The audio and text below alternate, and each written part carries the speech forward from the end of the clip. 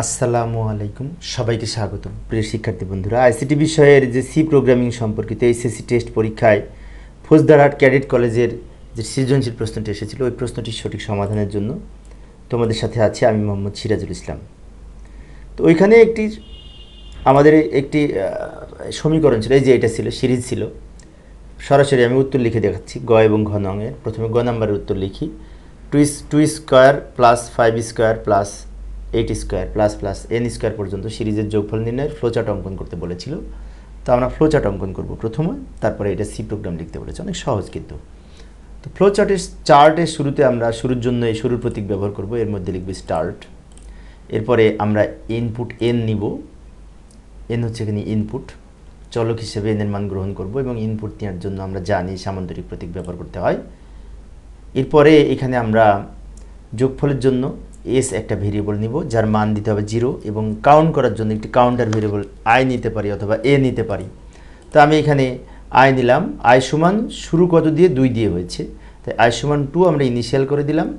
সাম সমান 0 লিখলাম যোগফল সামের মধ্যে রাখার জন্য। সাম সমান 0 রেখে দিলাম আগে থেকে।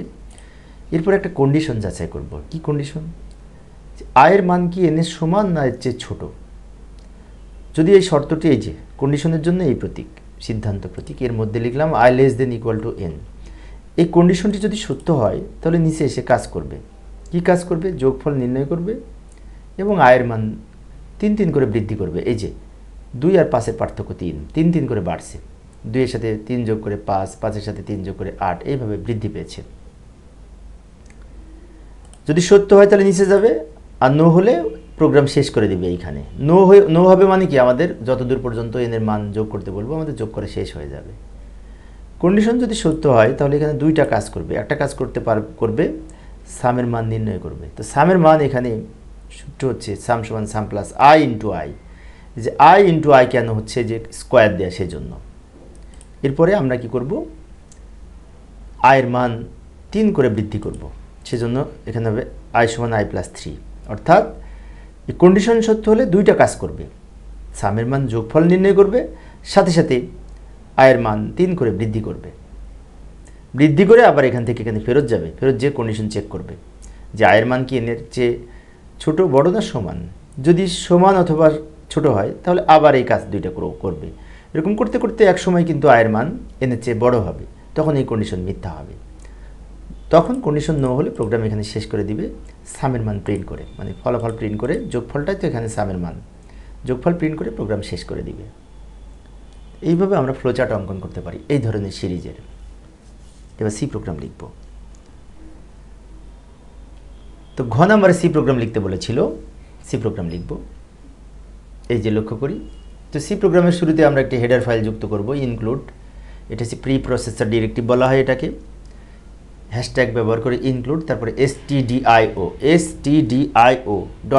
নামে একটি হেডার ফাইল যুক্ত করব।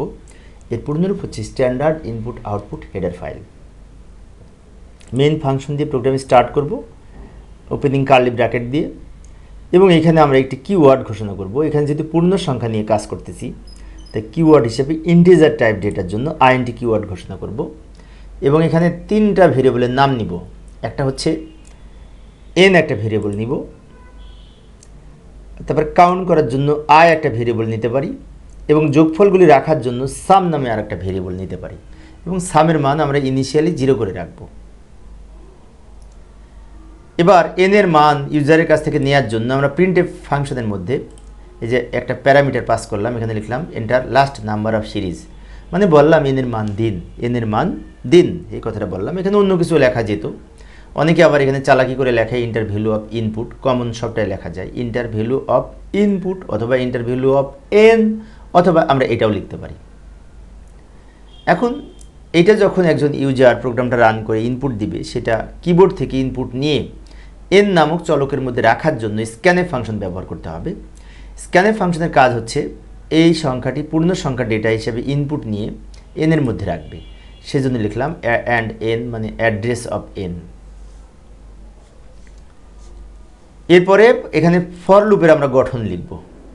এটা ফর লুপ ব্যবহার করে করব। ফর লুপের গঠন হচ্ছে এই যে আমরা ব্র্যাকেটের মধ্যে লিখব, প্রথমে ইনিশিয়ালাইজেশন, মানে আমরা লিখবো i সমান 2, মানে i সমান আমরা যেটি দ্বারা শুরু হবে সেটা i এর মান নির্ধারণ করে দিলাম, i 2 থেকে কাউন্ট করে শুরু করবে। তারপর মাঝখানে কন্ডিশন যাচাই করবো i less than equal to n। এই কন্ডিশন যতক্ষণ সত্য হবে ততক্ষণ i এর মান 3 করে বৃদ্ধি করে আবার নিচের এই যোগফলটা নির্ণয় করবে, সাম সমান সাম প্লাস i ইন্টু i, এই যোগফলটা নির্ণয় করবে। তো এখানে একটি বিষয় বলে রাখি যে সামের আগে এবং পরে এই অংশটার এই স্টেটমেন্টের প্রথমে এবং শেষে আবার ওপেনিং কার্লি ব্র্যাকেট দিতে পারতাম, সেকেন্ড ব্র্যাকেট, কিন্তু না দিলেও হবে, কারণ ফর এর মধ্যে যদি আমরা একটি মাত্র স্টেটমেন্ট হয় তাহলে এই ওপেনিং কার্লি ব্র্যাকেট এখানে না ব্যবহার করলেও চলে। তো এইভাবে যতক্ষণ কন্ডিশন সত্য হবে ততক্ষণ এই যোগফলটা বারবার করবে এবং আয়ের মান 3 করে বৃদ্ধি করে একসময় যখন যোগফল শেষ হবে তখন এই যে প্রিন্ট টেপের মধ্যে সামেশন ইজ ইকুয়াল টু এখানে ডি যেখানে লিখছে এখানে ফলাফলটা প্রিন্ট করে দিবে, সামের মানটা এখানে যে সাম লিখলাম এই সামের মানটা এখানে প্রিন্ট করে দেবে, আর সামের মান এখানে যেটি বের হবে সেটি ফাইনালি সবার শেষে রিটার্ন 0 লিখে প্রোগ্রাম শেষ হবে। তো এইভাবে আমরা এই ধরনের সি প্রোগ্রাম লিখতে পারি। তো প্রিয় শিক্ষার্থী বন্ধুরা, এই ছিল আলোচ্য বিষয়। পরের ক্লাসটি দেখার আমন্ত্রণ রইল। খোদা হাফেজ।